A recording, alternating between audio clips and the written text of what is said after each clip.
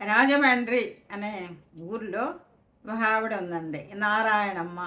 ఆమెకి చిన్న వయసులోనే భర్త చనిపోయాడు. ఒక్కడే కొడుకు. ఆ కొడుకుని ఎంతో గారాభంగా పెంచి పెద్ద చేసింది, బాగా యోగ్యుణ్ణి చేసింది. పొలాలు గిలాలు ఉన్నాయన్నమాట. ఆవిడ అయితే పిసనారి, అంటే భర్త లేకపోవడం వల్ల డబ్బు జాగ్రత్తగా వాడుకోవడం ఎట్లన్నా గట్టి మనిషి. అప్పుడు ఎన్నెన్నో సంబంధాలు వస్తాయి, వీళ్ళు వద్దు వాళ్ళు వద్దు అని అందరినీ పంపించేస్తుంది. ఆవిడకి డబ్బులు కావాలంట. సరే, ప్రక్క గ్రామంలో ఒక అమ్మాయి ఉందని తెలిసి వెళ్ళింది. వెళితే కూర్చోమన్నారు, అన్నీ మర్యాద చేసింది. ఆ అమ్మాయి రేణుక, ఆ అమ్మాయి పేరు, కాబోయే కోడల పేరు. అయితే ఆ అమ్మాయి, అమ్మ నీకు ఒక పరీక్ష పెట్టాలనుకుంటున్నాను, ఆ పరీక్షలో నువ్వు నెగ్గాలి అంటది. సరేనండి అంటది.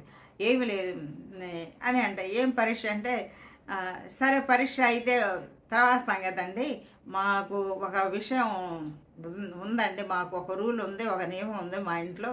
ఇప్పుడు ఒక 4 అతిథులు వచ్చారనుకో, మా ఇంట్లో వాళ్ళు ఉన్నారండి, 7-8 మంది ఉన్నారు ఇంట్లో, వాళ్ళ ఇంటి ఇల్లు బాది.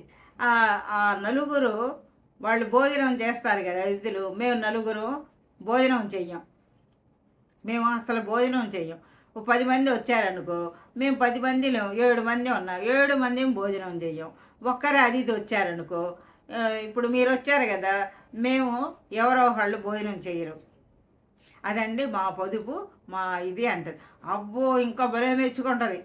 అమ్మో, భలే భలే కోడలు దొరికింది నాకు అని ఆ ఉపాయం అండి ఎవరో చెప్పారు ఆమె పీనాస్దని. ఆ తెలివిగా ఆ అమ్మాయి సెలక్షన్ అయింది, చక్కగా పెళ్లి చేసుకుంది.